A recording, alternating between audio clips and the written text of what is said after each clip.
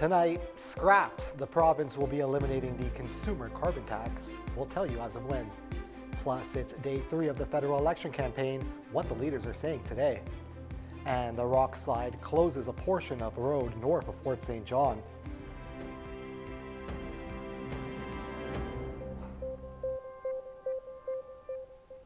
Good evening and thank you for joining us. I'm Jeff Cunha, filling in for Michael Popove, who will be back later this week.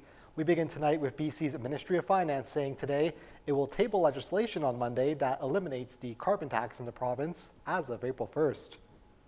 The province will be notifying fuel sellers and natural gas retailers now so they stop collecting the tax as of that date. Premier David Eby announced the province will eliminate the consumer tax following Prime Minister Mark Carney's announcement to scrap the federal tax. While BC is removing the carbon tax on people, it will continue to ensure big industrial emitters pay their fair share through carbon pricing system. The ministry acknowledged removing the tax would require change, but expects fuel and gas retailers to ensure customers aren't charged. The tax has been in place since 2008, and getting rid of it leaves a $1.5 billion hole in the provincial budget. More details are expected next week.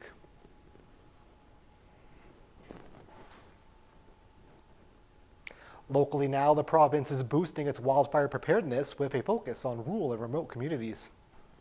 The province says they have begun rehiring experienced firefighters and training new recruits. The BC Wildfire Service received a record 2,200 applications since October of 2024. However, it's unclear how many of those applications will be deployed to the Peace region. In a statement to CJDC, the Prince George Fire Centre says they hire staff from across the province who are then assigned to a local fire zone. It is to ensure operational preparedness in all regions of the province, but exact numbers will come later this season.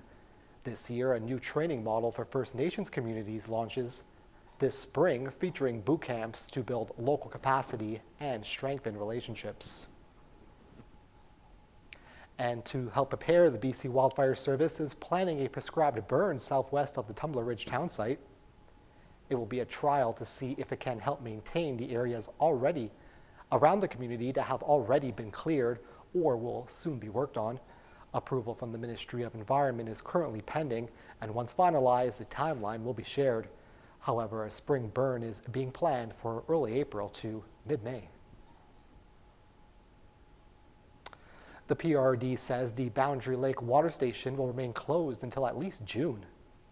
The station, located on Cecil Lake Road, has been closed since August of last year due to equipment failure.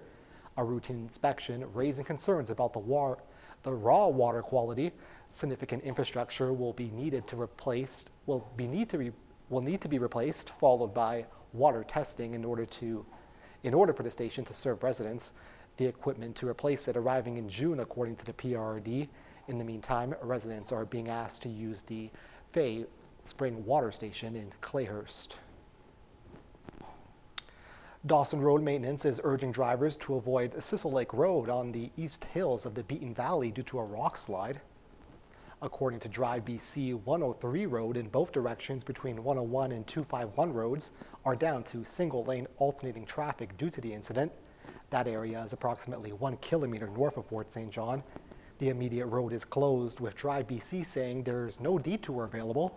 Crews are currently on site assessing the situation to determine the full extent. There's currently no word as to when the road will reopen, with an update expected later on tonight. And one person is dead after a vehicle crashed into a logging truck north of Prince George. RCMP say it happened at around 9:30 a.m. yesterday, about 50 kilometers north of the city, along Highway 97 near Summit Lake Road. They say a vehicle crossed the center line and collided with a logging truck. They did not say which vehicle the deceased was in. The highway was closed for several hours following the crash, but has since reopened.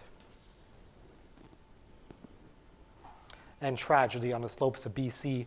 3 heli skiers were killed in an avalanche on the east side of BC's Kootenay Lake. The shocking event, watched by helicopter pilots flying overhead who then sounded the alarm. CTV's Andrew Johnson on what happened and the rescue operation. The siren sounded by the people in the helicopter watching the slide barrel toward 2 groups of skiers below them may have saved multiple lives, but not everyone was able to get to safety in time. It happened yesterday afternoon in a watershed near the town of Kaslo. RCMP say the victims had just finished skiing down a bowl and were waiting to be picked up by that helicopter. When the pilot sounded the avalanche alarm, one group of skiers took off on foot and managed to get out of the path of the slide, but the other group was swept away. Rescuers scrambled to try to free the skiers from the snow, but 3 of them were found dead, including their guide, who is a local. The other 2 victims are men in their 40s, one from Whistler, the other American.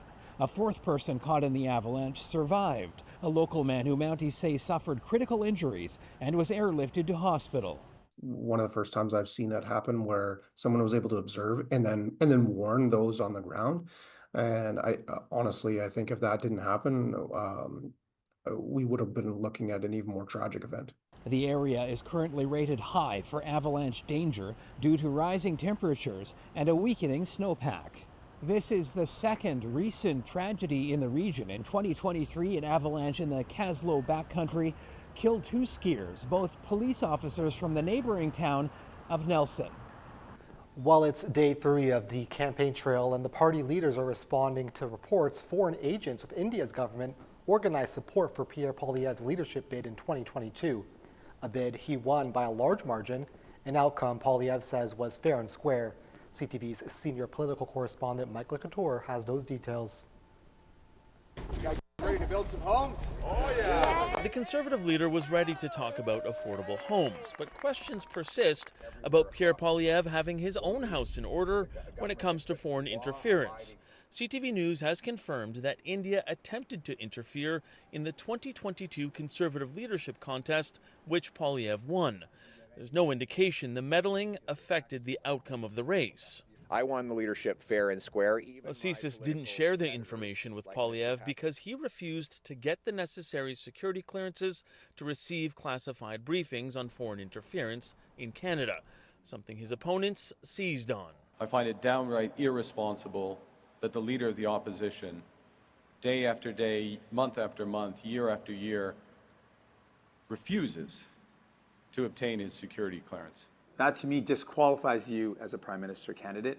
It's not someone that we can trust to stand up to foreign interference. Poilievre defended his decision to not take briefings, saying it would hamper his abilities to hold the government to account. So they bring me into a dark room and they'll say, we're going to give you a little bit of breadcrumbs of intel, and then we'll tell you can't talk about any of this stuff anymore. However, the former national security advisor to Prime Minister Justin Trudeau says being briefed on foreign interference would not muzzle Poilievre. So holding the government to account, you can do without revealing top secret information or secret information. And he should be able to do both of those things. Poilievre insists he already has security clearance because he was a minister in the Harper government a decade ago. But security experts say that clearance could have expired by now. And before interference became the issue of the day, Pierre Poilievre made some key promises, including a pledge to help homebuyers. The other leaders also agree housing is a key talking point. CTV's Rachel Aiello now with the messaging on housing. Today, the Conservatives announced an expansion of their existing pledge to remove the GST from new homes under $1 million to include homes that cost up to $1.3 million. Now, $1 million is not enough to get the average home in many markets. It's almost surreal, isn't it? Pierre Poilievre said this move could save buyers up to $3,000 in annual mortgage payments. Yesterday in Montreal, NDP leader Jagmeet Singh visited the same shovel-ready vacant land that he stood on during the 2021 election to make a point about Liberal inaction on affordable housing. There, he promised to set aside 100% of suitable federal land to build more than 100,000 rent-controlled homes by 2035. Today, Singh met with a renter about her challenges as a tenant in downtown Toronto. But I couldn't afford to move and stay in this neighborhood. We're not in it for large corporate landlords. I'm going to fight like hell to make sure you don't have to live in that fear and that worry. Before calling the election, Mark Carney said he'd offer first-time home buyers similar GST relief to what the Conservatives are proposing. But on the trail, the Liberals so far haven't unveiled any fresh housing proposals. I'm just going to ask for your patience for a couple of more days. We need to build affordable housing at a scale we haven't seen since the Second World War. My government is going to do that. With homes in Canada costing roughly 3 times as much as middle-class Canadians can afford, experts caution there isn't a simple solution and say Canadians should assess parties' entire housing plans once they're released. There are no easy, quick fix answers to the crisis that a lot of Canadians find themselves in. There's only treating housing like a long-term infrastructure issue and making policies that will last longer than one term of government. While Singh's announcement today was housing focused, he did not make any new policy commitments. This at a time when his party's foundation of support appears to be on unstable ground. Well, climate change was also an issue well before the April 20th election was called. Liberal leader Mark Carney quickly dropped the consumer portion of the carbon tax when he became Prime Minister, and the Conservatives are vowing to scrap the carbon tax system altogether if elected. CTV's Kathy Lee talks to some who are invested in those promises. Passion turned into business. Gordon Fontaine's kiosk is a vibrant collage of traditional Italian staples. We focus on olive oil and balsamic vinegar. The entrepreneurial life has its ups and downs. Fontaine says the consumer carbon tax contributing to those challenges. It's affecting our bottom line for sure. We're cooking with gas. We're using gas to deliver all our products or diesel. What looked to be a carbon tax election has now changed. The issue appears to be less prominent since Mark Carney dropped the consumer carbon price, which will see prices fall on April 1st. An expert says the average price decrease at the pumps for most of Canada will be about 19 cents a litre, but that won't last long. 2 weeks from April 1st, we have the switchover from winter to summer gasoline. That will see an increase in that to about 6 cents a litre. But there remains a political gap on the industrial carbon tax aimed at large emitters. These would be facilities like oil sands facilities, electric generators. The Liberals will keep it, the Conservatives will cut it, and instead expand clean technology tax credits. If we are indeed trying to diversify our exports and export more products to more countries, it's doubly important right now that we do have an industrial carbon price. The 3 other parties haven't officially released a carbon tax policy, but have supported green energy initiatives. In a statement, the NDP says it will make big polluters pay their fair share. Back at Sofrito, Fontaine will be watching the campaign closely. Hopefully we can take them at their word that they're going to do what they say. Optimistic the consumer carbon tax is gone for good.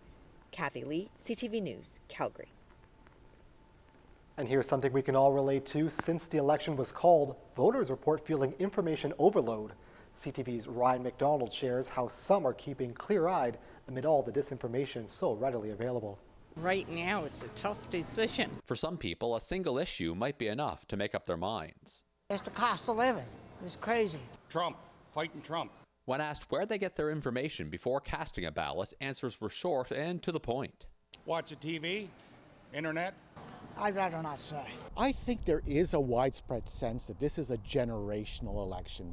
Political scientist Tom Urbaniak says with how much is at stake, Canadians are emotionally charged right now and feel invested in their country's future.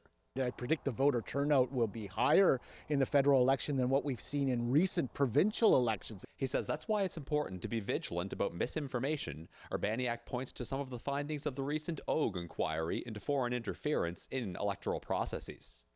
That there are foreign actors who are trying to pollute some of the social media, sometimes to appear credible and to put outright lies into the public discourse. It's baked into us to want to make decisions quickly based on information that's emotionally salient.